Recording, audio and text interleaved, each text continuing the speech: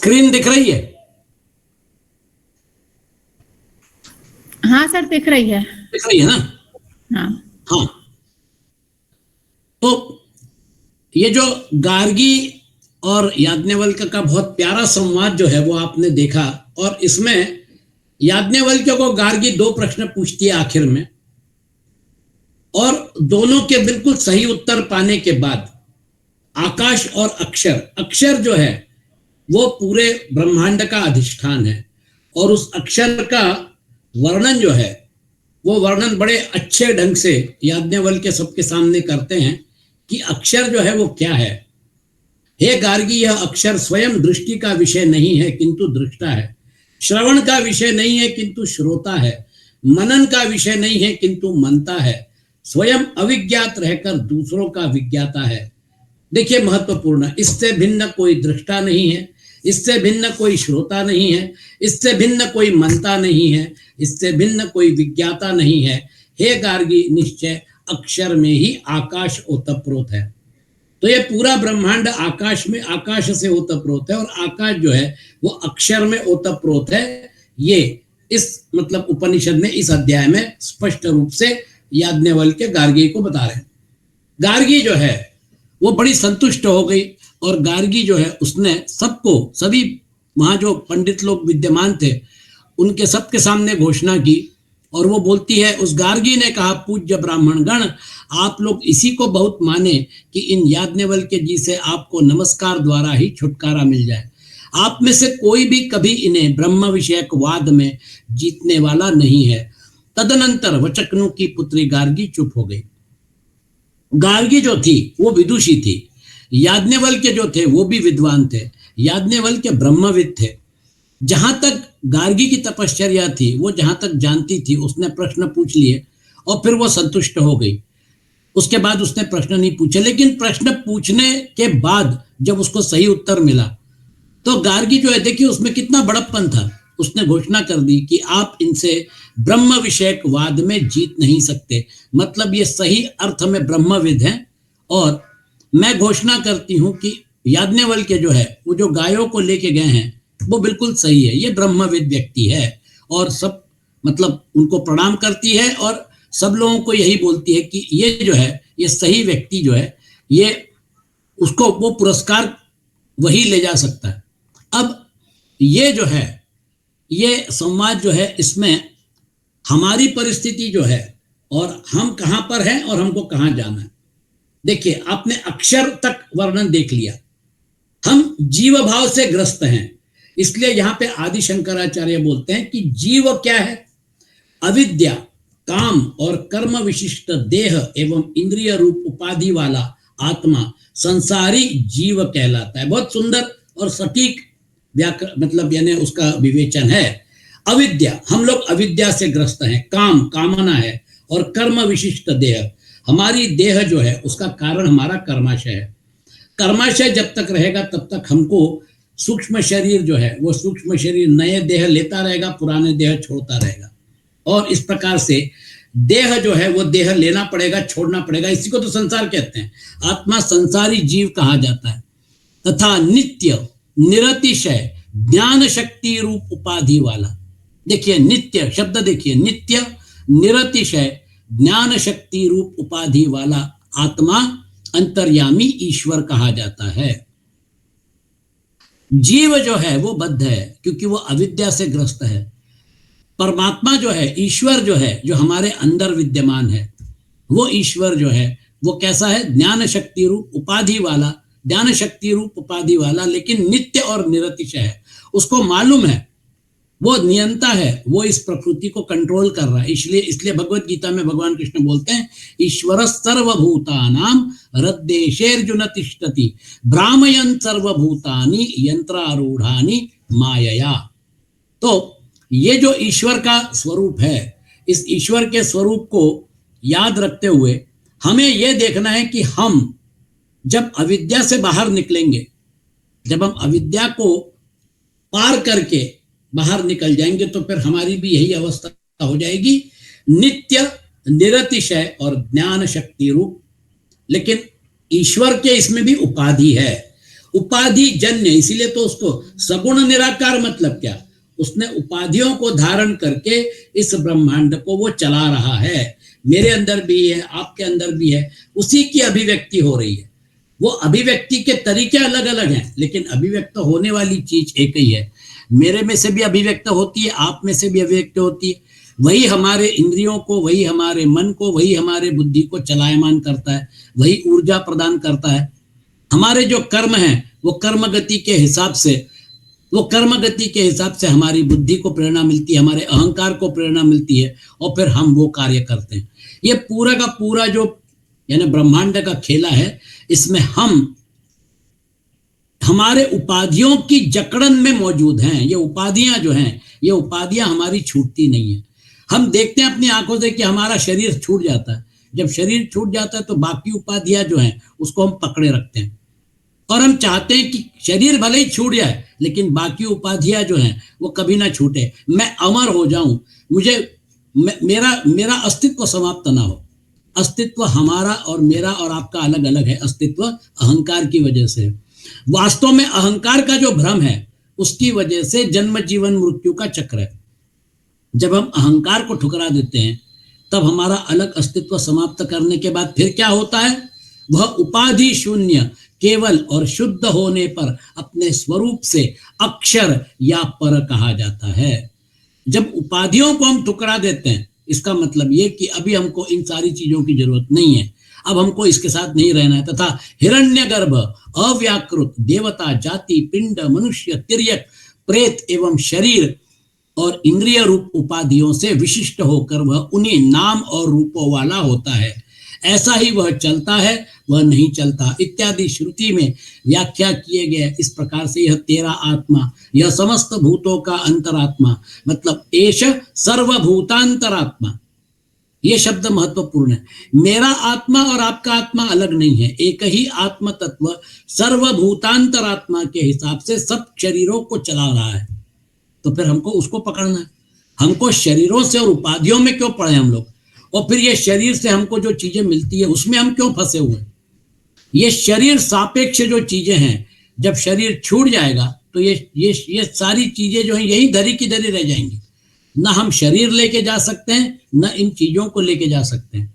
इसलिए जितना व्यवहार के लिए जरूरी है उतना व्यवहार के लिए धन संचय करिए, उतना व्यवहार के लिए आपको रहने के लिए मकान चाहिए, रोटी कपड़ा मकान, ये बेसिक नेसेसिटीज हैं, कोई बात नहीं, इसमें करिए व्यवहार के लिए जो आवश्यक है, क्योंकि आपको कर्म करना पड़ेगा, कर्म करके आपको धनार्जन करना पड़ेगा, धनार्जन करके आपको अपनी और अपने परिवार की उपजीविका चलानी पड़ेगी, उसमें कोई समस्या नहीं। लेकिन ईर्ष्याएं जो है, हम उसके पीछे जो भागते हैं उसको रोकना पड़ेगा, क्योंकि हमारा पर्पस क्या है, हमारा पर्पस यह है कि बड़े भाग मानुष तन पावा, इस मनुष्य जन्म का हमको सार्थक करना है। मनुष्य जन्म का सार्थक किसमें है, जो शाश्वत है, जो नित्य है, जो इस जगत का आधार है, अधिष्ठान है, उस तक पहुंचना, उसको ढूंढना, और फिर उसका वर्णन आदि शंकराचार्य उपनिषदों में अलग अलग ढंग से जो किया है। यह समस्त भूतों में छुपा हुआ है, वह तू है, तत्त्वमसि श्वेत केतो, मैं ही यह सब हूं, अहम ब्रह्मास्मि, है ना, यह सब आत्मा ही है। तो ये जो है इससे भिन्न कोई दृष्टा नहीं है, ऊपर आपने देखा, इस प्रकार से उसको अलग अलग ढंग से समझाया गया है। तो हमारा मतलब क्या कहना चाहिए, इस ब्राह्मण में हमने देखा, अष्टम ब्राह्मण में, कि इतना सुंदर और उत्कृष्ट संवाद, और फिर शास्त्रार्थ जो है उसकी मर्यादा को रखते हुए गार्गी उनसे शास्त्रार्थ करती है। लेकिन दिक्कत क्या होती है, शास्त्रार्थ करने वाले लोग जो हैं कई बार अहंकार और घमंड, विद्वत्ता का घमंड है, उनको नॉलेज है, इसलिए वो अपना नॉलेज बघारते हैं, अपनी विद्वत्ता दिखाते हैं। फिर उसके बाद कई बार बहस हो जाती है, उसके बाद कई बार अहंकार जो है वो अहंकार को ठेस लगती है। अगला जो संवाद है नवम ब्राह्मण, याज्ञवल्क्य शाकल्य संवाद। शाकल्य विद्वान था, शाकल्य होशियार था, शाकल्य जो है उसने भी मतलब उसको भी अनुभूति हुई थी, लेकिन ब्रह्म अनुभूति नहीं हुई थी, लेकिन फिर भी उसने काफी प्रगति कर दी थी अपने साधना मार्ग में। और इसलिए ये शाकल्य के साथ जो उनका संवाद होता है ना, लेकिन ये हमारे लिए बहुत ज्ञान प्रधान है, क्योंकि शाकल्य जो है जिस रास्ते से हमको लेके जाता है, तो हमारे जो मन में जो डाउट्स होते हैं वो डाउट्स जो है वो क्लियर हो जाएंगे।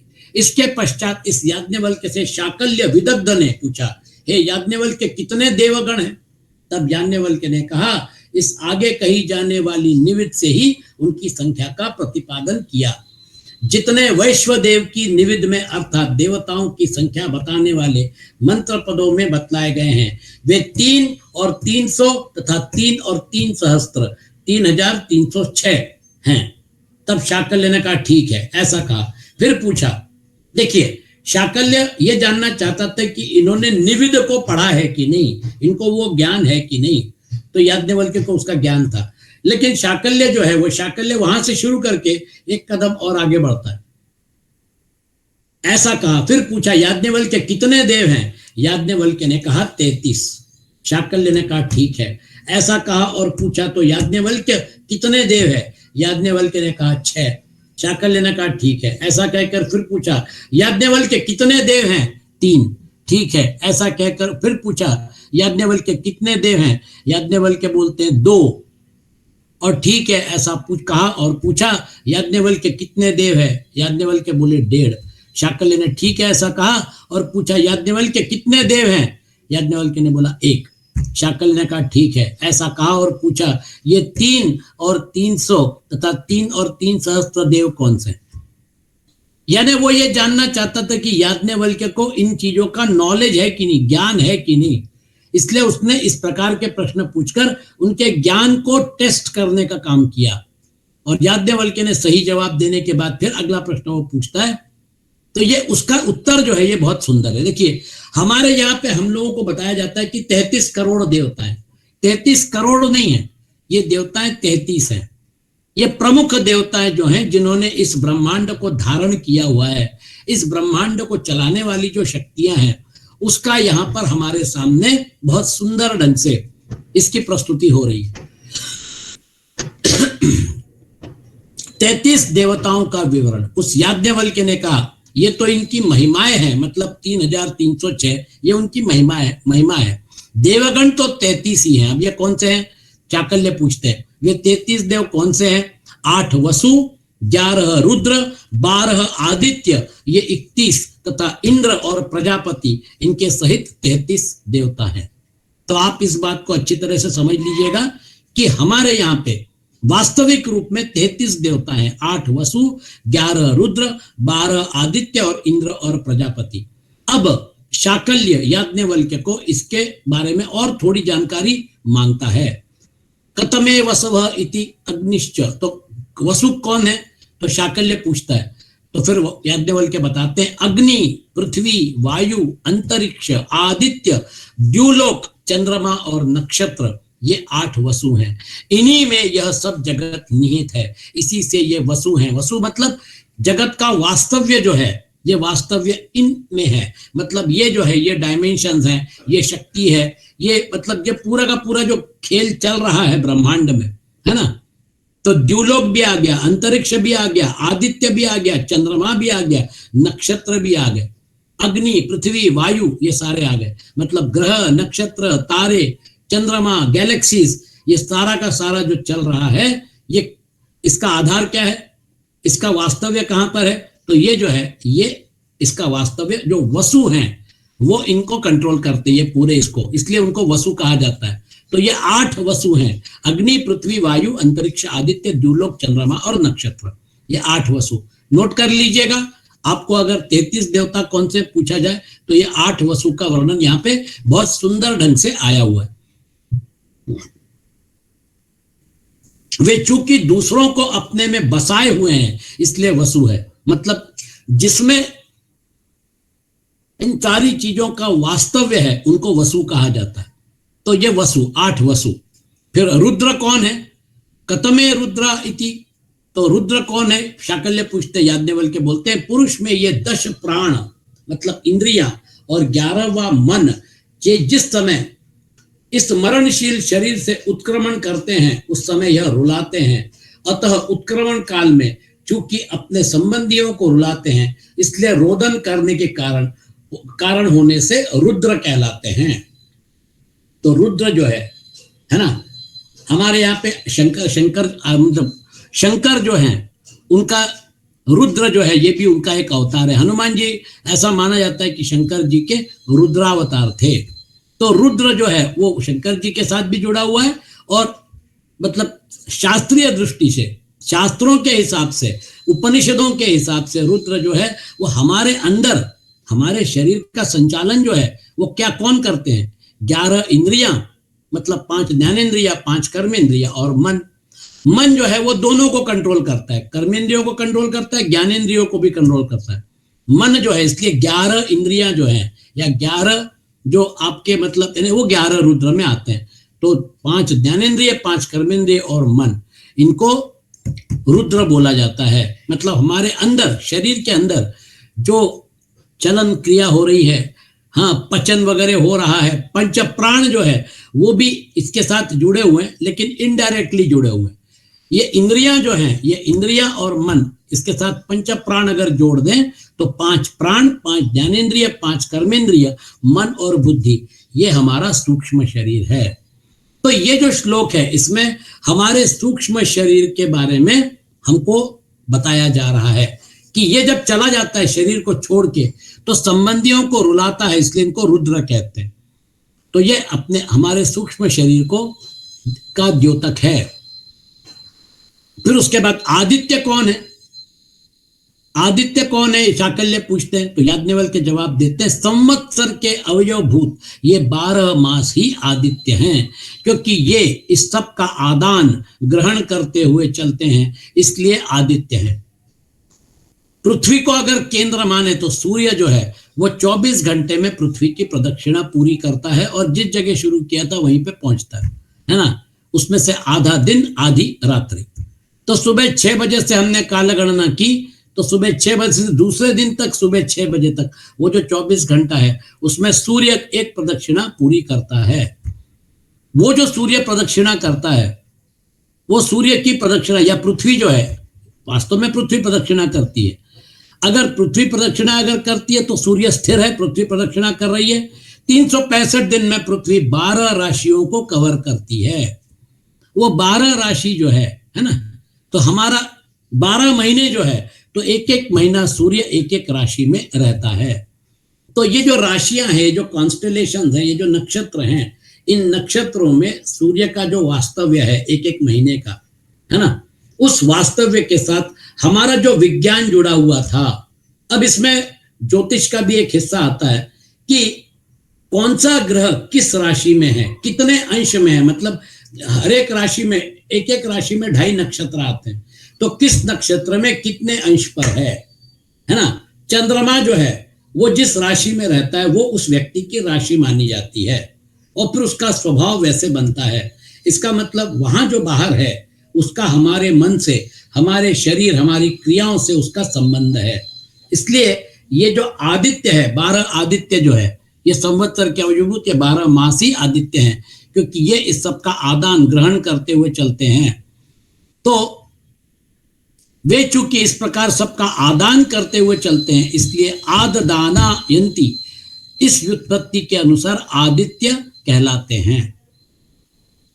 और ये हमारी आयु, हमारे मतलब क्या कहना चाहिए, व्यवहार और हमारा पूरा क्रियाकलाप, इसको भी कंट्रोल करते हैं। ये कहीं ना कहीं हमारे मनोमय कोश का जो बाहर का जो मतलब समष्टि मन जो है, उसके साथ हमारे मन को जोड़ने वाली जो क्रिया है, उसको यहाँ पर इस श्लोक में दर्शाया गया है।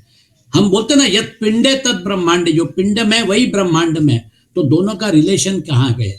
देखिए, रुद्र जो है वो अंदर है ना, वसु बाहर है, और आदित्य जो है वो दोनों का संबंध जोड़ने वाले हैं। तो ये 33 देवता जो है, ये 33 देवता देखिए, हर एक व्यक्ति, जितनी भी जीव सृष्टि है, इसका संचालन, बाहर के ब्रह्मांड का संचालन और इनको जोड़ना, यत पिंडे तद ब्रह्मांडे, ये काम जो है, ये 31 देवता जो है, इनके द्वारा ये काम हो रहा है, इसलिए इनको देवता बोलते हैं। इंद्र और प्रजापति कौन है? इंद्र कौन है और प्रजापति कौन है? याज्ञवल्क्य, स्तनयित्नु विद्युत ही इंद्र है, और यज्ञ प्रजापति है। तो विद्युत इंद्र है और यज्ञ प्रजापति है। शाकल्य, स्तनयित्नु कौन है? याज्ञवल्क्य अशनि। शाकल्य, यज्ञ कौन है? याज्ञवल्क्य पशुगण। तो इंद्र जो है वो भी समझाए गए हैं, और आपका जो प्रजापति है उसको भी समझाया है। इंद्र कौन है और प्रजापति कौन है? अब ये जो है अशनि व्रज वीर्य अर्थात बल जो प्राणियों की हिंसा करता है वह अशनि इंद्र है। इंद्र का ही यह कर्म है। यज्ञ कौन है? पशुगण, क्योंकि पशु यज्ञ के साधन है, यज्ञ रूप रहित है और पशु रूप साधन के अधीन है, इसलिए पशु यज्ञ है ऐसा कहा जाता है। अब इसको इसके तात्विक विश्लेषण में मत जाइए। ये जो है इंद्र और प्रजापति, प्रजापति जो है, इंद्र वैसे शासन करने वाला होता है, इंद्र जो है वो शासन करने वाला होता है, वो शास्ता कहलाता है। मतलब ये पूरा का पूरा जो कहते हैं देवगण जो है वो देवगणों का राजा इंद्र था। ये वो जो इंद्र है जिसके बारे में चर्चा यहाँ पे होती है देवासुर संग्राम में, वो इंद्र मतलब हिमालय, मतलब मध्य हिमालय में ऐसा कोई राज्य होगा जहां पर कि एक तो ऊंचे पहाड़ थे इसलिए वो दुर्गम प्रदेश था, और वहां पे रहने वाला जो राजा था उसके पास हवाई जहाज थे, उसके पास टेक्नोलॉजी थी। मतलब आज का जो सेंट्रल एशिया है वहां पर ये इंद्र का वास्तव्य था।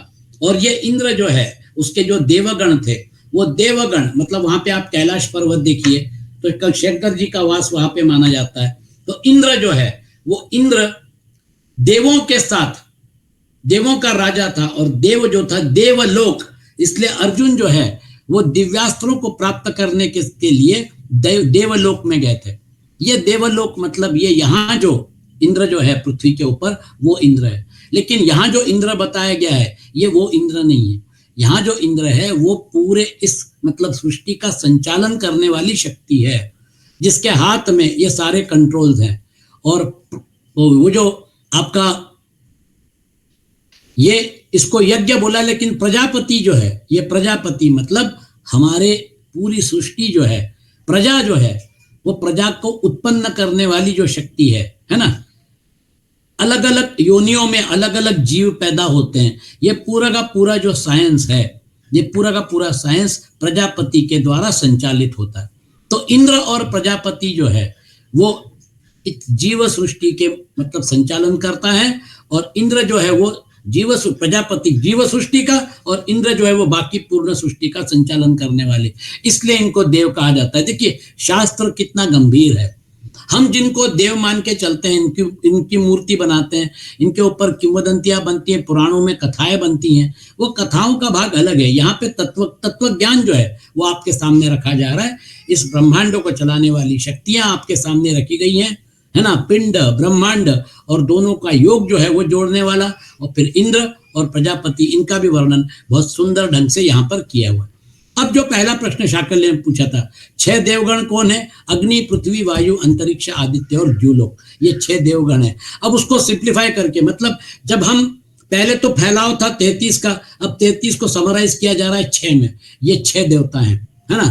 तो 33 देवताओं के रूप में अग्नि आदि 6 ही हैं। फिर उसके बाद आगे 3, 2 और 1.5 संख्या का विवरण। शाकल्य 3 देव कौन है? ये 3 लोक ही 3 देव हैं, इन्हीं में ये सब देव अंतर्भूत है। 3 लोक मतलब भू, भुव, स्वाहा। ये 2 देव कौन है? अन्न और प्राण। और फिर उसके बाद 1.5 देव कौन है? जो यह बहता है, बहता मतलब क्या? वायु, है ना। तो अन्न और प्राण, और फिर उसके बाद ये बहता है मतलब वायु। तो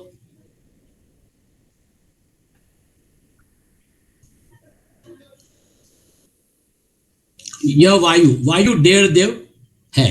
तो ये वायु 1.5 और 1 देव का विवरण। यह जो वायु है एक हिस्सा बहता है, फिर यह अध्यर्ध है। 1.5 किस प्रकार है? उत्तर, क्योंकि इसी में यह सब वृद्धि को प्राप्त होता है, इसलिए यह अध्यर्ध है, 1.5 है। 1 देव कौन है? प्राण, यह ब्रह्म है, वही उसको त्यत ऐसा कहते हैं। तो ये समराइज करके रखा हुआ है, लेकिन कोई बात नहीं, आप 33 देवता याद रखिए और उसको समझने का मतलब क्या कहना चाहिए, जो विधि बताई है उसके ऊपर जरा थोड़ा मनन चिंतन करिए। हम आगे बढ़ते हैं। प्राण ब्रह्म के 8 प्रकार। अब ये सारे देवता जो हैं इनको कंडेंस करके प्राण तक लेके आए हैं। अब प्राण का विवरण जो है वो हमारे सामने प्रस्तुत किया जा रहा है। अब प्राण ब्रह्म के ही 8 प्रकार के भेद बतलाए हैं। याद रखिए ये प्राण ब्रह्म के 8 प्रकार के भेद है। पृथ्वी ही जिसका आयतन है, तथा अग्नि लोक मतलब दर्शन शक्ति, और मन ज्योति संकल्प विकल्प का साधन है। जो भी उस पुरुष को संपूर्ण अध्यात्म कार्यकरण समूह का परायण जानता है, वही ज्ञाता पंडित है। याज्ञवल्क्य, तुम तो बिना ही पंडित होने का, तुम तो बिना जाने ही पंडित होने का अभिमान कर रहे हो। याज्ञवल्क्य, जिसे तुम संपूर्ण आध्यात्मिक कार्यकरण संघात का परायण बतलाते हो, उस पुरुष को तो मैं जानता हूं।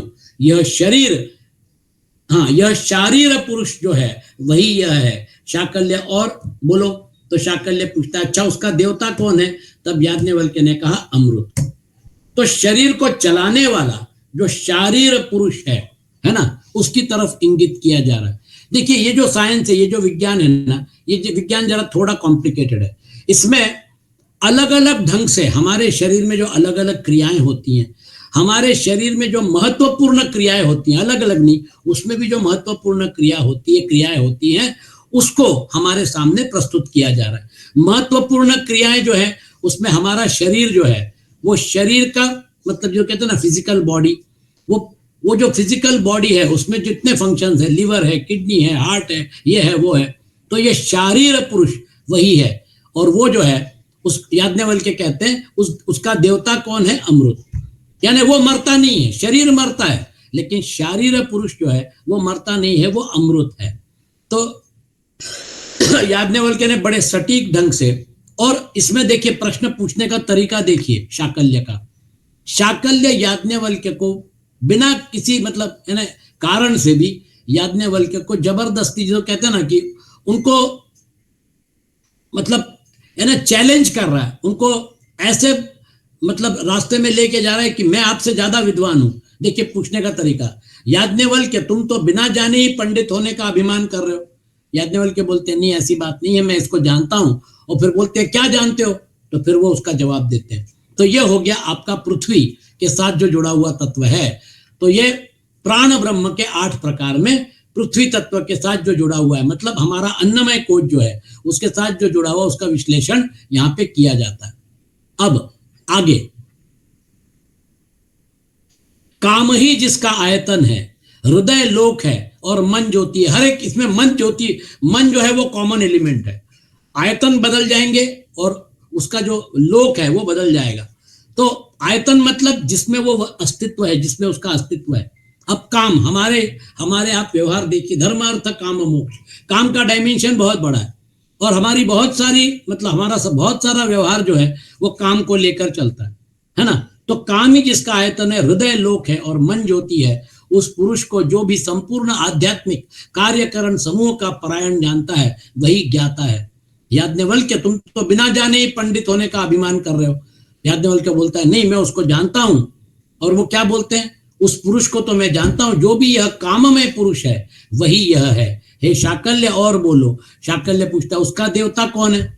तब याज्ञवल्क्य ने कहा, स्त्रियां। पुरुष के लिए स्त्री और स्त्री के लिए पुरुष, ये म्यूचुअल है ना। तो इसलिए यहाँ पर पुरुष के रूप में चर्चा हो रही है, काममय पुरुष, इसलिए स्त्री जो है वो उसकी देवता कहिए। इसका मतलब ये कि हमारे अंदर जिसको कहते हैं ना काम जो है, वो काम का डायमेंशन जो है उसमें शरीर, मन, बुद्धि, प्राण सभी के सभी भिड़े हुए रहते हैं, सभी के सभी जुड़े हुए रहते हैं। और हम में ही नहीं, बाकी सभी प्राणियों में जो है, क्योंकि ये हमारी प्रजनन शक्ति के साथ जुड़ा हुआ है। ये जो है, ये मतलब एक से अनेक होने का जो संकल्प था, बहुस्त्याम प्रजाया येति, वो बहुस्त्याम प्रजायति का जो आदि संकल्प है, उसकी वजह से स्वाभाविक ढंग से, जिसको इंस्टिंक्टिव कहते हैं, वो इंस्टिंक्टिव हर एक प्राणी में रहता है, और इसलिए उसको काममय पुरुष, तो ये मतलब उसकी चर्चा यहाँ पे होती है। ये हमारे शरीर के, हमारे अस्तित्व का, हमारे मतलब हमारा जन्म जो है, हमारे जन्म, हमारा शरीर, ये पूरा का पूरा अगर मतलब ये काम के डायमेंशन में आता है, तो ये काममय पुरुष जो है, इसकी चर्चा यहाँ पर बहुत सुंदर ढंग से प्रस्तुत की है। अब आगे बढ़ते हैं। रूप ही जिसका आयतन है, चक्षु लोक है और मन ज्योति है, जो भी उस पुरुष को संपूर्ण अध्यात्मक कार्यकरण समूह का परायण जानता है वही ज्ञाता है। अब याज्ञवल्क्य बोलते हैं, हाँ मैं उसको जानता हूं, जो भी यह आदित्य में पुरुष है वही यह है। हे शाकल्य, और बोलो। शाकल्य, उसका देवता कौन है? तब याज्ञवल्क्य ने कहा, सत्य, ऐसा उसका देवता है। हम रूप जो है, किसी का रूप हम देखते हैं, हमारी आंखों से देखते हैं। इसका मतलब उसके ऊपर जो सूर्य के किरण पड़ती हैं, तो उसका यानी जो रेज रिफ्लेक्ट होती हैं वो हमारी आंख पकड़ती है। इसका मतलब हमारी आंख उसके ऊपर गिरने वाला जो मतलब सूर्य की किरण है, वो अगर सूर्य नहीं होगा, प्रकाश अगर नहीं होगा तो हम उसको देख नहीं सकते। अगर अंधकार है तो फिर उसमें हमको वस्तुएं नहीं दिखती हैं। तो ये जो है हमारे रूप के बारे में हमारा जो चक्षु है, हमारे देखने का जो ज्ञान है, उसका वर्णन यहाँ पे किया जा रहा है। तो आपने शारीर देखा, आपने कान देखा, फिर उसके बाद हमारी जो अलग अलग इंद्रियां हैं उसमें से आंख जो है वो आंख का पर्पस आपके सामने रूप के साथ उसको जोड़ दिया है। तो एक तरफ रूप है, एक तरफ आदित्य है और एक तरफ हमारी आंख है। इन तीनों का जो है, ये तीनों का संयोग होने से हमको किसी व्यक्ति या किसी वस्तु का ज्ञान होता है।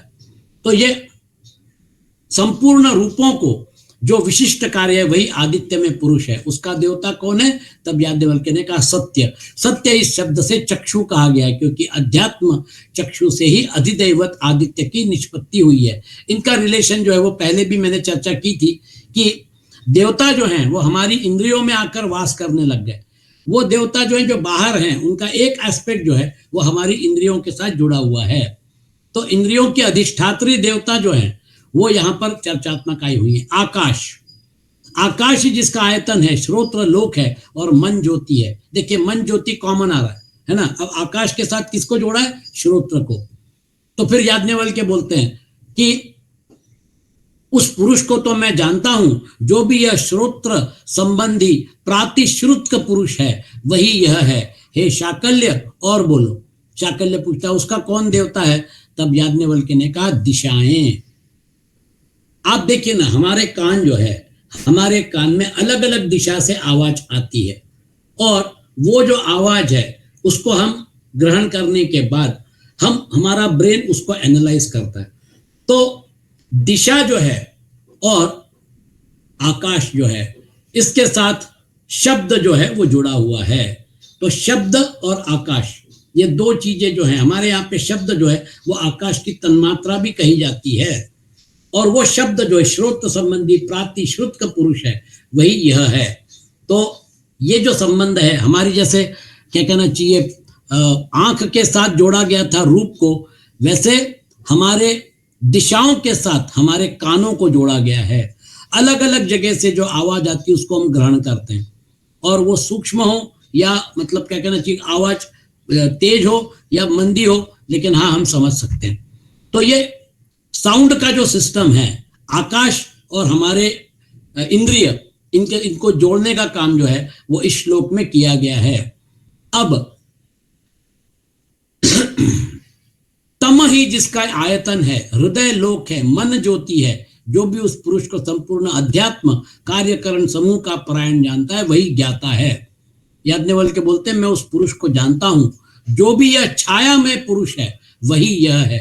हे शाकल्य और बोलो, उसका देवता कौन है? मृत्यु, ऐसा कहा गया है। छाया देवता मतलब छाया में पुरुष है। जो छाया में पुरुष है वो वास्तविक पुरुष नहीं। जैसे हमारी छाया होती है, हमारे साथ वो छाया चलती है, लेकिन वो छाया जो है, वो छाया भले ही हमारे साथ चले, लेकिन वो छाया जो है वो हमारा वास्तविक स्वरूप नहीं है। अगर हम नहीं होंगे तो छाया नहीं होगी, लेकिन हम अगर हैं तो भी छाया होना जरूरी नहीं है।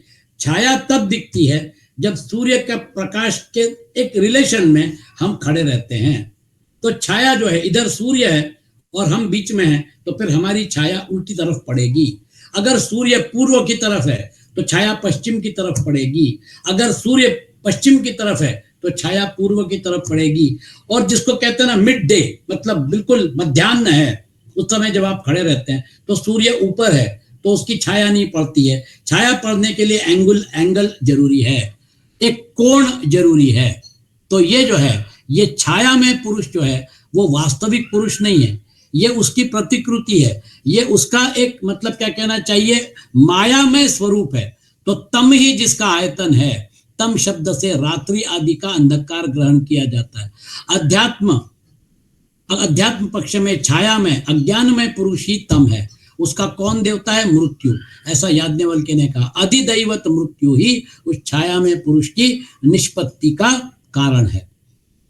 हम जीव भाव से ग्रस्त होने की वजह से, अविद्या से ग्रस्त होने की वजह से हमको ऐसा लगता है कि मेरी मृत्यु होने वाली है।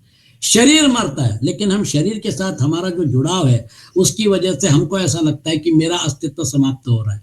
अस्तित्व आपका समाप्त नहीं होता है, क्योंकि आत्म तत्व जो है उसको कोई समाप्त नहीं कर सकता। लेकिन फिर भी वो जो भास है, आभास जो है, उसकी वजह से ही तो जन्म जीवन मृत्यु का चक्र है ना। ये जो अन्योन्य अध्यास बोला जाता है, इसको अन्योन्य अध्यास बोला जाता है। अनात्म तत्व जो है, मन, बुद्धि, अहंकार, ये शरीर, और आत्म तत्व जो है, ये दोनों अलग अलग है। आत्म तत्व शाश्वत है और ये बाकी सारे जो हैं ये अशाश्वत है, ये परिवर्तनशील है। ये संबंध जो है जिसको अन्योन्य अध्यास बोला जाता है, इसका कारण क्या है? तो इसका कारण हमारे यहाँ पे बताया जाता है कि जैसे लोहा जो होता है, लोह पिंड जो होता है, उसको जब अग्नि में तपाते हैं तो अग्नि वो लाल हो जाता है बिल्कुल। तो हम क्या बोलते हैं? उसमें अग्नि उतर आई है। वो लोहा जो है, वो लोहा अलग है, अग्नि अलग है, लेकिन वो लाल हो जाता है। फिर आप उसको काश्तकारी करके आप उसका शेप बदली कर सकते हो, आप उसको मतलब पतला बना सकते हो, आप उसका यानी जो भी आपको ढालना है उसमें आप ढाल सकते हो उसको।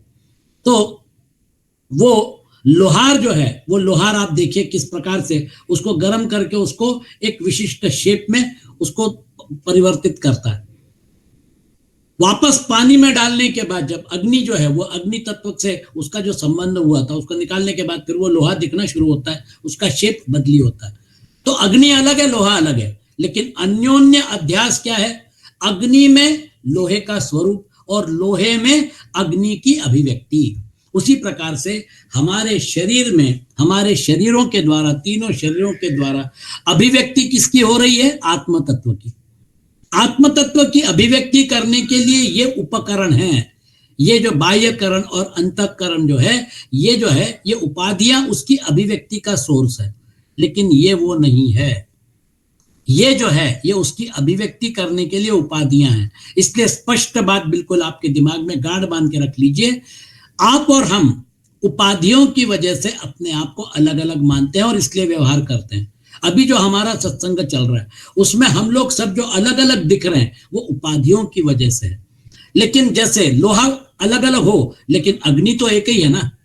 वो एक ही अग्नि तत्व जो है वो मेरे अंदर से भी अभिव्यक्त हो रहा है, आपके अंदर से भी अभिव्यक्त हो रहा है। इसलिए उसको सर्वभूतात्मा भूतात्मा कहते हैं। वो सर्वांतर्यामी है, सबके अंदर है। ये बात अगर समझ में आ गई तो फिर आपका जो विशिष्ट भाव था, आपका जो एक देशीयत्व था, उसमें से आप बाहर निकलते हैं। जैसे मेरा शरीर वैसे आपका शरीर, जैसे मेरा मन वैसे आपका मन, जैसी मेरी बुद्धि वैसे आपकी बुद्धि, तत्व तो एक ही है।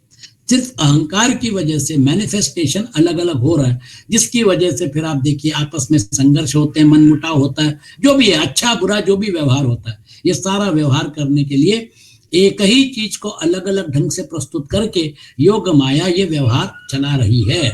तो वो जो है उसके साथ फिर वो जो हमारा डर है मृत्यु, जन्म और मृत्यु, वो जो है उसको, इसलिए उसको छाया पुरुष बोला। अब रूप ही जिसका आयतन है, नेत्र लोक है और मन ज्योति है, उस पुरुष को जो भी संपूर्ण अध्यात्म कार्यकरण संघात प्राण जानता है वह ज्ञाता है। याज्ञवल्क्य बोलते हैं हाँ मैं जानता हूं उसको।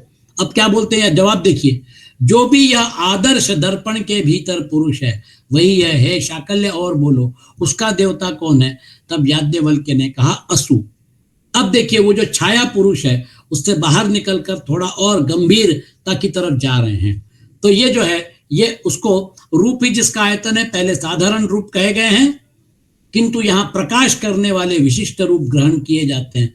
रूप जिसका आयतन आश्रय है, उस देव का विशेष आयतन प्रतिबिंब के आधारभूत आदर्शादि हैं। जिसका कौन देवता है, इस पर याज्ञवल्क्य ने कहा वह असु मतलब प्राण, अर्थात उस प्रतिबिंब संज्ञक पुरुष की निष्पत्ति असु प्राण से होती है। प्रतिबिंब संज्ञक पुरुष मतलब ये जो है ये हमारे जो इन उपाधियों में आत्म तत्व का जो प्रतिबिंब है, उसका जो बिंब प्रतिबिंबवाद का जो स्वरूप है, उसकी वजह से परिवर्तन यहाँ पे होता है। जैसे एक चंद्रमा है, वो चंद्रमा मैंने अलग अलग घड़े में पानी रखा हुआ है और वो पानी को मैं हिलाता हूं तो चंद्रमा हिलता है, ऐसा वो चंद्रमा का जो प्रतिबिंब है वो घड़ों में आ रहा है। घड़े 10 है तो 10 चंद्रमा दिख रहे हैं। अब मैंने किसी घड़े को हिलाना शुरू कर दिया पानी को, तो चंद्रमा हिल रहा है, ऐसा मुझे महसूस होता है। यहाँ पे जो परिवर्तन होता है वो परिवर्तन चंद्रमा में नहीं होता है, चंद्रमा तो स्थायी है, वो स्थिर है। इसी प्रकार से आत्म तत्व एक ही है, लेकिन उपाधियों में प्रतिबिंब जो है उसका, जिसको कहते हैं ना कि वो जो है वो आभास, चिदाभास जो है, वो चिदाभास बुद्धि में परिवर्तन, अहंकार में परिवर्तन, मन में परिवर्तन, इसकी वजह से ऐसा लगता है कि उसमें भी परिवर्तन हो रहे हैं। तो वो प्रतिबिंब संज्ञक जो है उसकी यहाँ पे उन्होंने व्याख्या की है। अब जल ही जिसका आयतन है, हृदय लोक है और मन ज्योति है, उस पुरुष को जो भी संपूर्ण जानता है। अब ये पुरुष कौन सा है? उस पुरुष को तो मैं जानता हूं, जो भी यह जल में पुरुष है वही यह है। हे शाकल्य और बोलो, उसका देवता कौन है? वरुण, ये उसका देवता है। देखिए अब अलग अलग ढंग से हम उसको समझने की कोशिश कर रहे हैं। तो ये वरुण उसका देवता है। अब वीर्य ही जिसका आयतन है, हृदय लोक है और मन ज्योति है, जो भी उस पुरुष को जानता है, तो वो पुरुष कौन है?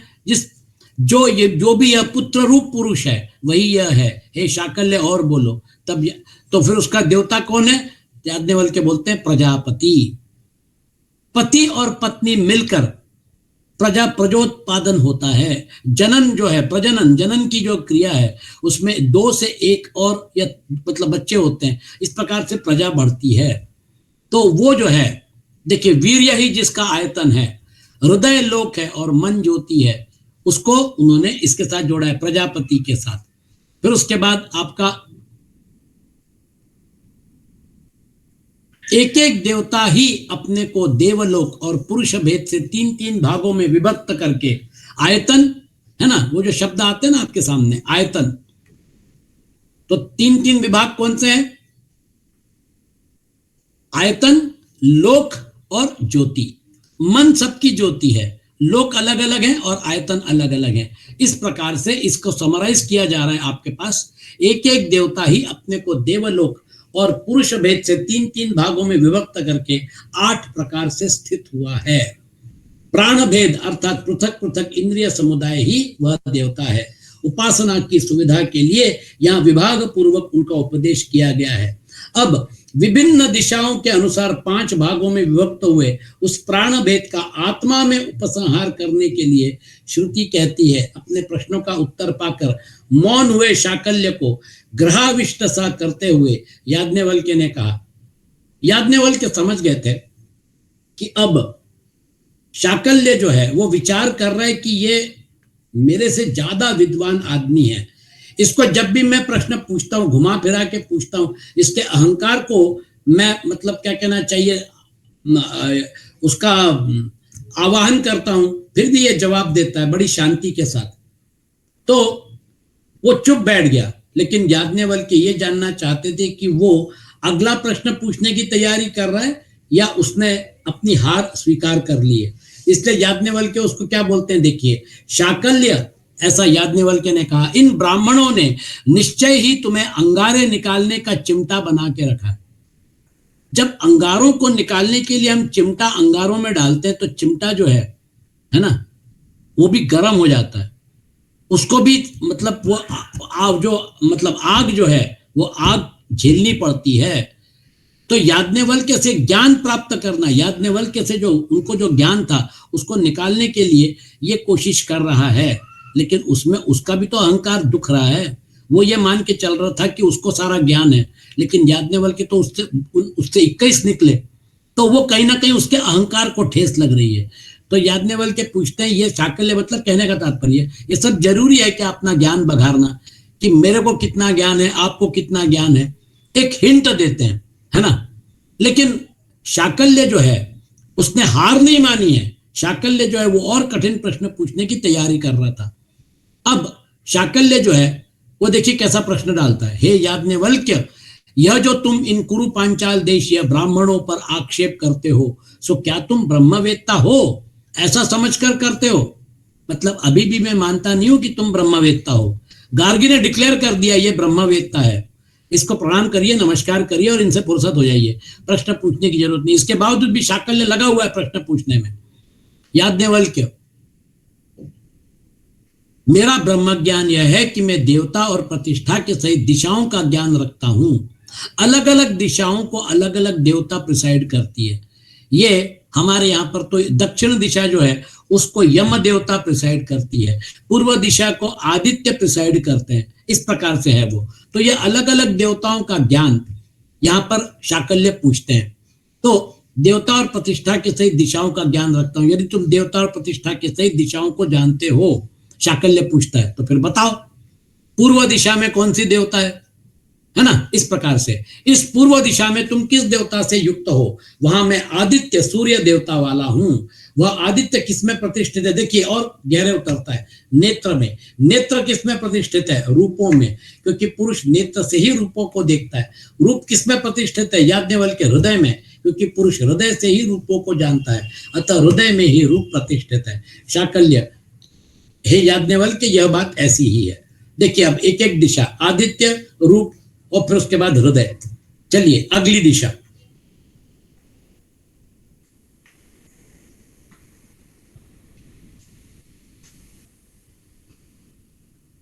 इस दक्षिण दिशा में तुम कौन से देवता वाले हो। याज्ञवल्क्य बोलते हैं यम देवता वाला हूं। वह यम देवता किस में प्रतिष्ठित है, याज्ञवल्क्य बोलते हैं यज्ञ में। यज्ञ किस में प्रतिष्ठित है, दक्षिणा में। दक्षिणा किस में प्रतिष्ठित है, श्रद्धा में, क्योंकि जब पुरुष श्रद्धा करता है तभी दक्षिणा देता है, अतः श्रद्धा में ही दक्षिणा प्रतिष्ठित है। श्रद्धा किस में प्रतिष्ठित है, याज्ञवल्क्य ने कहा हृदय में, क्योंकि हृदय से ही पुरुष श्रद्धा को जानता है, अतः हृदय में ही श्रद्धा प्रतिष्ठित है। मतलब सारी चीजें जाके हृदय में प्रतिष्ठित हैं। ये हृदय जो है ये आगे वर्णन आएगा, लेकिन हृदय में प्रतिष्ठित है। तो यहाँ पर यम देवता और श्रद्धा इसका रिलेशन बताया है। फिर उसके बाद इस पश्चिम दिशा में तुम कौन से देवता वाले हो, याज्ञवल्क्य वरुण देवता वाला हूं। यह वरुण किसमें प्रतिष्ठित है, जल में। जल किसमें प्रतिष्ठित है, वीर्य में। वीर्य किसमें प्रतिष्ठित है, हृदय में। इसी से पिता के अनुरूप उत्पन्न हुए पुत्र को लोग कहते हैं कि यह मानो पिता के हृदय से ही निकला है, मानो पिता के हृदय से ही बना है, क्योंकि हृदय में ही वीर्य। एक बताने का तरीका है, मतलब ये कि हृदय जो है वो हमारा जो कोर है, पर्सनैलिटी है, उसके साथ इन सारी चीजों को जोड़ा जा रहा है। तो देखिए कितना सुंदर विवरण आपके सामने आ रहा है। अलग अलग दिशाएं जो ब्रह्मांड को दर्शाती हैं, देवताओं को दर्शाती हैं, और पिंड जो है वो पिंड में जो विशेष प्रकार की शक्तियां हैं उसके साथ उसको जोड़ा जा रहा है। और आखिर में जाकर सबको हृदय में एक, मतलब वो जो स्थान जो कहते हैं ना कि हार्ट, ये हार्ट मतलब फिजिकल हार्ट नहीं है, ये हमारी पर्सनैलिटी का कोर को दर्शाती है, हृदय में ही वो निहित है। अब आगे, उत्तर दिशा में तुम किस देवता वाले हो, याज्ञवल्क्य सोम देवता वाला हूं। वह सोम किसमें प्रतिष्ठित है, दीक्षा में। दीक्षा किसमें प्रतिष्ठित है, सत्य में। इसी से दीक्षित पुरुष को कहते हैं कि यह सत्य बोलो, क्योंकि सत्य में ही दीक्षा प्रतिष्ठित है। सत्य किसमें प्रतिष्ठित है, हृदय में। वापस हृदय में आकर उसकी प्रतिष्ठा बताते हैं, अतः हृदय में ही सत्य प्रतिष्ठित है। फिर उसके बाद आगे, देवता और प्रतिष्ठा के सहित ध्रुवा दिशा का वर्णन।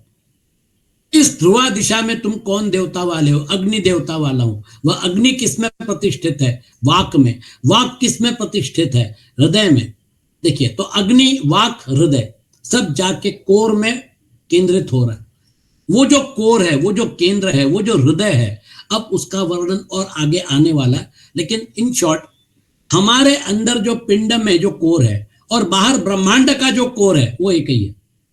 हमारा हृदय, हमारा हृदयाकाश जो है, हमारा अंतराकाश जो है, वो अंतराकाश और जो समष्टि आकाश है वो पूरा का पूरा जुड़ा हुआ है। इसलिए जब हम ओंकार का जप करते हैं तो ओंकार के जप में हम जब उस बिंदु में फोकस करते हैं, वो बिंदु हमारे हृदयाकाश से हमको अंतराकाश तक, मतलब हमारे अंतराकाश को बृहदाकाश से जोड़ देती है। मतलब जो अंदर परमात्मा तत्व है, जिसका वहां पर बेस है, जिसका वहां पर अधिष्ठान है, उसको, और उसका बाहर का जो डायमेंशन है, क्योंकि परमात्मा तो सभी जगह विद्यमान है, वो तो सर्वांतर्यामी है, सर्वभूतात्मा भूतात्मा है। तो फिर इसका मतलब मेरे अंदर भी है, आपके अंदर भी है। जब हम वहां तक पहुंच जाते हैं तो पता चलता है कि ओ, ये सभी में एक ही मतलब अंतरात्मा है, ये सभी के अंतरात्मा है, ये सभी में अलग अलग व्यक्ति में अलग अलग वस्तु, अलग अलग मतलब क्या कहना चाहिए, जीव योनि के जो प्राणी हैं उन सब में एक ही आत्मा बसती है।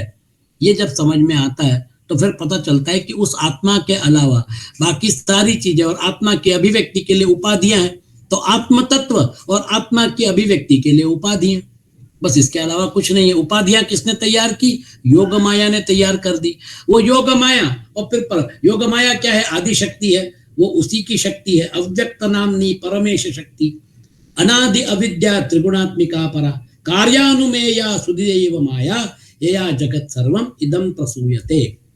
तो वो जो है अधिष्ठान जो है, वो जो कोर है, वो जो हार्ट है हृदय में, तो हृदय किसमें प्रतिष्ठित है? देखिए कितना सुंदर प्रश्न, शाकल्य, हृदय किसमें प्रतिष्ठित है?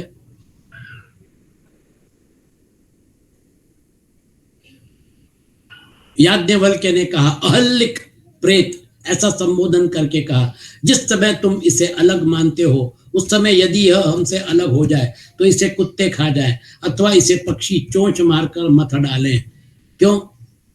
क्योंकि हमारा कोर जो है, सभी का कोर एक ही है ना, और वही तो हमारे शरीरों को ऊर्जा प्रदान कर रहा है, वही तो हमारे शरीरों को चलायमान बना रहा है, वही तो हमारे शरीर को चलाता है। जब शरीर निष्प्राण हो जाता है, उसका जब कांटेक्ट छूट जाता है, तो फिर वो शरीर निष्प्राण होने के बाद आगे की क्रिया हम क्या करते हैं सबको मालूम है। तो इसलिए याज्ञवल्क्य ने कौन सा शब्द यूज किया? अहल्लिक। अहनि लीयते इति अहल्लिक, जो दिन में लीन हो जाता है वह अहल्लिक अर्थात प्रेत है। इसका मतलब याज्ञवल्क्य कौशन कर रहे हैं, अर्थात प्रेतवाची अन्य नाम से संबोधन किया। जिस समय यह हृदय इस शरीर का आत्मा हमसे अन्यत्र किसी देशांतर में रहता है ऐसा मानते हो, उस समय यदि इस शरीर से यह हृदय आत्मा अन्यत्र हो जाए तो इस शरीर को या तो कुत्ते खा जाएं या पक्षी इसे विमथित विलोटित कर दें, यानी चोंच मार मार कर नोच डाले। अतः तात्पर्य यह है कि हृदय मुझ शरीर में प्रतिष्ठित है। शरीर भी नाम रूप एवं कर्ममय होने के कारण हृदय में ही प्रतिष्ठित है। यह हमारी कोर है। शरीर आता रहेगा जाता रहेगा, लेकिन हमारी कोर जो है वो कभी नष्ट नहीं होती। उसको यहाँ पर मतलब इंगित किया जा रहा है। समान पर्यंत शरीर आदि की प्रतिष्ठा तथा आत्म स्वरूप का वर्णन। और फिर शाकल्य, शाकल्य अहंकार से ग्रस्त था, इसलिए याज्ञवल्क्य ने मतलब शाकल्य को शाप दिया। वो शाप इसलिए दिया कि जब आप शास्त्रार्थ कर रहे हो तो अहंकार का स्थान नहीं होना चाहिए, आप में नम्रता होनी चाहिए। आप अपना ज्ञान बघारने के लिए अगर शास्त्रार्थ कर रहे हो तो फिर प्रॉब्लम हो सकता है। इसलिए ये जो है, देखिए गार्गी जो है नमस्कार करके अलग हो गई, लेकिन शाकल्य जो है मतलब शिरक पतन, यानी उसकी बेइज्जती हो गई, उसको शाप दिया गया सबके सामने। जो कहते हैं ना, सबके सामने बदनामी हो जाती है। इस प्रकार तुमने कार्य और करण रूप शरीर एवं हृदय की परस्पर प्रतिष्ठा बतलाई। इससे मैं तुमसे पूछता हूं कि तुम शरीर और आत्मा हृदय किस में प्रतिष्ठित हो? याज्ञवल्क्य बोलते हैं प्राण में। प्राण किस में प्रतिष्ठित है? अपान में। अपान किस में प्रतिष्ठित है? व्यान में।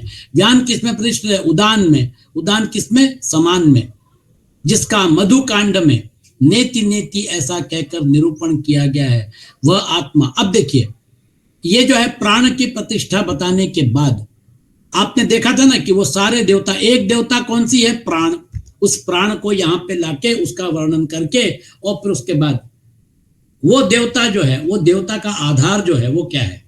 तो वो आधार जो है वो आधार है जिसका मधुकांड में न इति ऐसा कहकर निरूपण किया गया है, या जिसको अक्षर करके उन्होंने याज्ञवल्क्य ने गार्गी को समझाया, वो जो है उसका वर्णन यहाँ पे आ रहा है।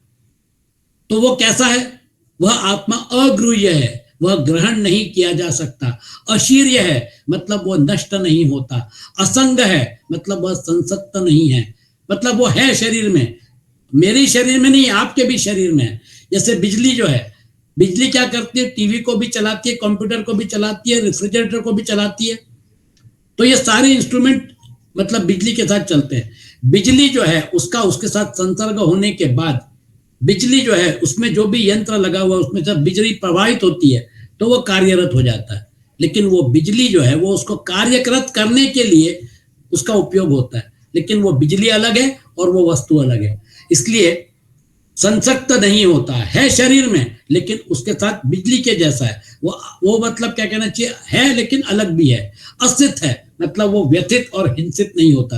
तो कौन से 4 शब्द आए हुए हैं, अगृह्य, अशीर्य, असंग और असित, ये 4 शब्द यहां पर आए हैं। देखिए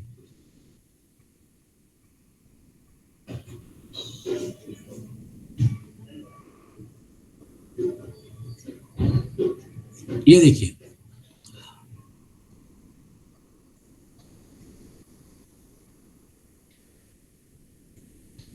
वो किस प्रकार का है ना। ये जो है उसका वर्णन देखिए किस प्रकार से किया जा रहा है। अग्राह्य मतलब ये नहीं है वो नहीं है ऐसा, इसके तो न इति, जो ये सब नहीं है वो न इति के डायमेंशन में जाएगा। इसलिए निर्गुण निराकार का वर्णन नहीं किया जाता। न इति, जो ये सब नहीं है वो निर्गुण निराकार का वर्णन है। लेकिन हमारे यहाँ पे जो समग्र ब्रह्म की कल्पना है, वो समग्र ब्रह्म की कल्पना अपने सामने रखिए। जो निर्गुण निराकार है वही सगुण निराकार के रूप में उसका षडैश्वर्य रूप जो है वो अभिव्यक्त हो रहा है। अगर सगुण निराकार नहीं होता तो फिर हमारा और आपका अस्तित्व नहीं होता। हमारे और आपके अस्तित्व का जो बेस है, हमारे उसकी जो कारण मीमांसा है, वो हमारा अस्तित्व क्यों है, क्योंकि उसको सगुण निराकार के रूप में, षडगुण ऐश्वर्य रूप में अपना जो ऐश्वर्य योग है उसको अभिव्यक्त करना था। इसलिए हम सब उसकी अभिव्यक्ति का हिस्सा है। ये बहुत अच्छी बात है। सगुण निराकार जो है उसके साथ भक्ति हो सकती है, सगुण साकार के साथ भक्ति हो सकती है, निर्गुण निराकार के साथ कैसे भक्ति करेंगे। इसलिए लोग जो है वो सबसे बढ़िया, सबसे प्यारा, कोई राम को पकड़ लेता है, कोई कृष्ण को पकड़ लेता है और उसकी सगुण भक्ति के साथ वो तर जाते हैं। आपको तो अल्टीमेटली सगुण साकार भी वही है, सगुण निराकार भी वही है, निर्गुण निराकार भी वही है। आप जिसकी चाहे उसकी भक्ति करिए, जिसको चाहे उसको अपना आधार बना दीजिए, जिसको चाहे उसको सामने रख के और अपना काम जो है साध्य कर लीजिए। हमारा पर्पस क्या है, हमारा पर्पस जो है मतलब जीवात्मा और परमात्मा जो है वो एक ही है।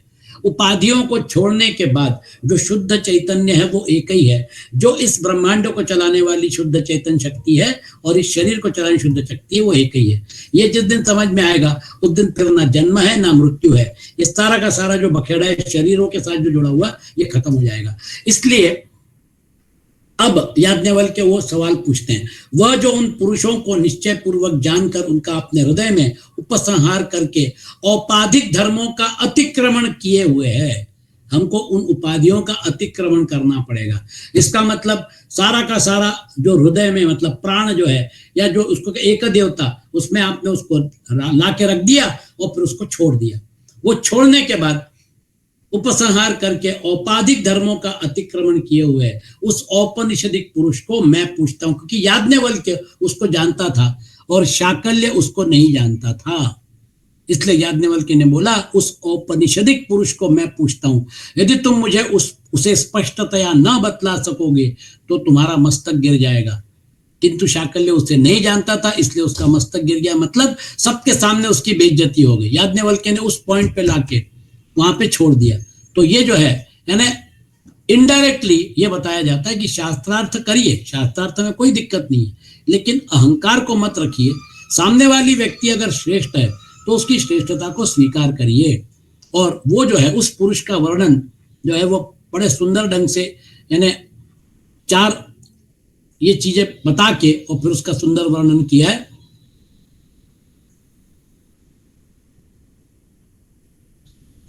अगृह्य, क्योंकि अगृह्य है, क्योंकि वह ग्रहण नहीं किया जा सकता। जो व्याकृत वस्तु इंद्रिय का विषय होती है वही ग्रहण का विषय होती है, किंतु यह आत्म तत्व तो उससे विपरीत है, इसलिए यह अगृह्य है। इसी प्रकार यह आशीर्य है, जो मूर्त और सहज शरीर आदि है वही शीर्ण होते हैं, यह उससे विपरीत है, इसलिए यह शीर्ण नष्ट नहीं होता है ना। फिर उसके बाद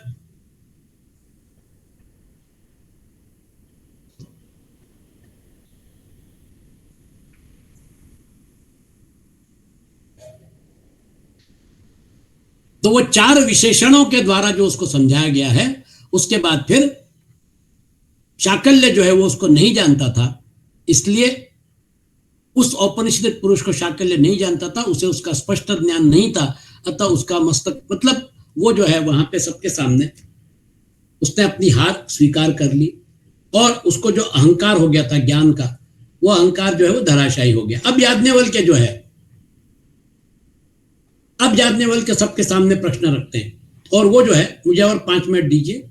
याज्ञवल्क्य ने कहा, पूज्य ब्राह्मणगण, आप में से जिसकी इच्छा हो वह मुझसे प्रश्न करे, अथवा आप सभी मुझसे प्रश्न करें। इसी प्रकार आप में से जिसकी इच्छा हो उससे मैं प्रश्न करता हूं, या आप सभी से मैं प्रश्न करता हूं।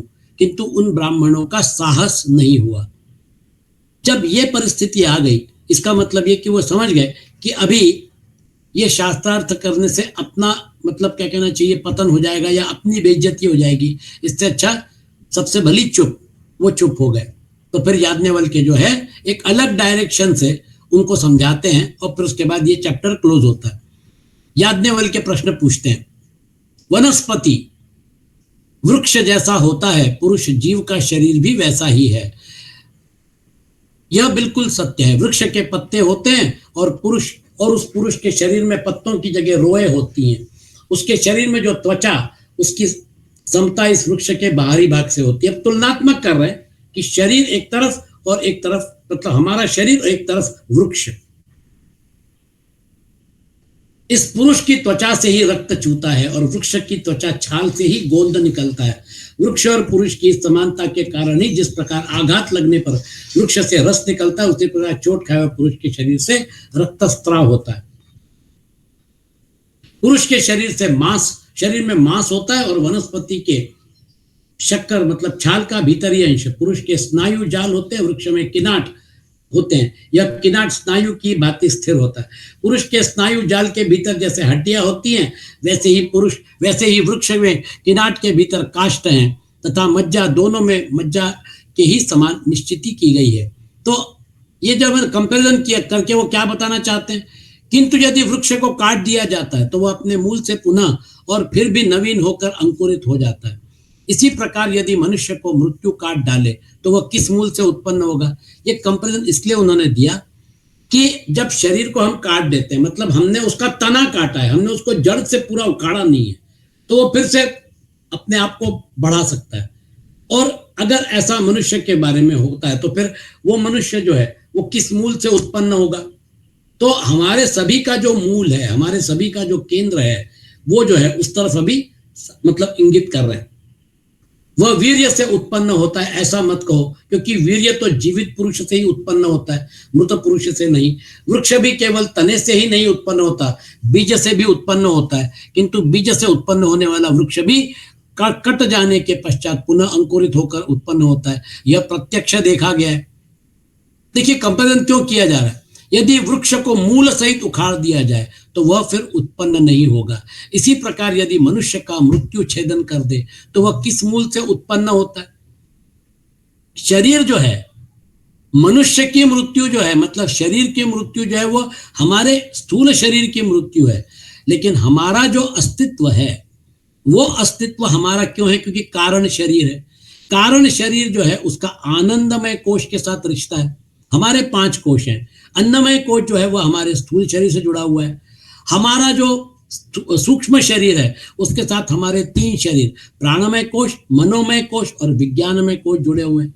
विज्ञानमय कोश मतलब बुद्धि, और फिर उसके बाद आनंदमय कोश जो है उसका स्रोत कहाँ पर है, उसका अस्तित्व कहाँ पे, उसका जुड़ाव कहाँ पर है, कारण शरीर के साथ। हमारी सुषुप्ति अवस्था, हमारा कारण शरीर और हमारा अन्नमय कोश, ये तीनों जो है वो एक लेवल पे हैं। इसलिए सुषुप्ति में गहरी नींद के बाद जब हम उठते हैं तो हम एक ही बात बोलते हैं, बड़ा आनंद आया। मुझे मालूम नहीं मैं कहता, मन लीन हो गई, बुद्धि लीन हो गए, तो फिर उसकी अनुभूति जो है वो अनुभूति कैसी रहेगी, आनंदमय, क्योंकि आनंदमय कोश जो है उसका वहां पर अस्तित्व है। लेकिन आनंदमय कोश एक लिमिटेड अस्तित्व है, वो कोश है। लेकिन एक परमानंद भी है। वो परमानंद जो है, वो परमानंद के साथ आनंदमय का जो जुड़ाव है वो बहुत सुपर फाइन है। लेकिन उस कोश को नष्ट करने के बाद फिर आनंद परमानंद में परिवर्तित हो जाता है। ये यहाँ पर याज्ञवल्क्य बताने की कोशिश करेंगे। तो मनुष्य का मृत्यु छेदन कर दे तो वह किस मूल से उत्पन्न होगा, तो वो जो है अब बताते हैं। यदि ऐसा मानो कि पुरुष तो उत्पन्न हो ही गया है अतः फिर उत्पन्न नहीं होता, तो यह ठीक नहीं है, क्योंकि वह मरकर पुनः उत्पन्न होता ही है। ऐसी दशा में मृत्यु के पश्चात इसे पुनः कौन उत्पन्न करेगा, यह प्रश्न है। ब्राह्मणों ने इसका कोई उत्तर नहीं दिया, इसलिए श्रुति स्वयं ही उसका निर्देश करती है। विज्ञान आनंद ब्रह्म है, वह धनदाता कर्म करने वाले यजमान की परम गति है और ब्रह्मनिष्ठ ब्रह्मवेत्ता का भी परम आश्रय है। विज्ञानम आनंदम ब्रह्म, ये जो है ये देखिए उसका वर्णन किया जाता है। जात एव न जायते को नैनम जनयेत पुनः, विज्ञानम आनंदम ब्रह्म रातिर्धातु परायणम तिष्ठमानस्य तद्विद इति। तो विज्ञानम आनंदम ब्रह्म, ब्रह्म का एक लक्षण जो है वो विज्ञान और आनंद, मतलब विज्ञान यानी क्या, साक्षात अनुभूति, उसी का अस्तित्व है बस। इसलिए अहम ब्रह्मास्मि, अस्तित्व सिर्फ उसका है। तो वो जो है विज्ञानम आनंदम ब्रह्म, सत चित आनंदम ब्रह्म। तो इस प्रकार से जो मतलब ब्रह्म के जो डेफिनेशन है उसमें विज्ञानम आनंदम ब्रह्म, ये उसकी एक व्याख्या हमारे सामने प्रस्तुत की जाती है। विज्ञान आनंद ब्रह्म है, वह धनदाता है, वही परम गति है और ब्रह्मनिष्ठ ब्रह्मवेत्ता का भी परम आश्रय है। जब हम आनंदमय कोश की अनुभूति लेते हैं तो फिर उस आनंदमय कोश को जब हम कोश का विलीनीकरण कर देते हैं, उसके बाद फिर वो परमानंद जो है उसका हमें जो एक अनुभव मिलता है विज्ञानम, मतलब फिर उसका साक्षात अनुभूति। जीवात्मा और परमात्मा एक हो गए, फिर उसकी अनुभूति जो है उसको विज्ञानम, विज्ञानम मतलब साक्षात अनुभूति, आनंदम ब्रह्म, बस ये जो है ये उसकी फाइनल पोजीशन आ जाती है, क्योंकि वो जो है वो अधिष्ठान है। यहाँ पे जाके ये जो ब्राह्मण है ये समाप्त होता है और याज्ञवल्क्य बड़े सुंदर ढंग से उसको ब्राह्मणों के सामने रखते हैं, बड़ी नम्रता के साथ समझा के, और फिर उसके बाद उनसे विदा लेते हैं। अब आदि शंकराचार्य ने अपने हिसाब से इसका काफी सुंदर विवेचन किया है, समय अभाव के कारण हम उसमें नहीं जाएंगे, लेकिन आप बात आपके सामने स्पष्ट हो गई कि ये जो है ये अब चतुर्थ अध्याय प्रथम ब्राह्मण अगले सत्र में हम लेंगे और उसमें जनक और याज्ञवल्क्य का संवाद बहुत प्यारा और बहुत सुंदर संवाद है। ये हमारे मतलब क्या कहना चाहिए, तीन अवस्थाएं जो है जागृत स्वप्न सुषुप्ति, इसकी सुंदर ढंग से चर्चा की गई है। तो ये देखिए उपनिषदों में हमारे 5 कोशों का ज्ञान, हमारे 3 शरीरों का ज्ञान, हमारी 3 अवस्थाओं का ज्ञान बहुत सुंदर ढंग से इसमें प्रस्तुत किया गया है। आज का सत्र हम यही समाप्त करते हैं और इस सिलसिले में अगर आपके कुछ प्रश्न हैं तो आप पूछ सकते हैं।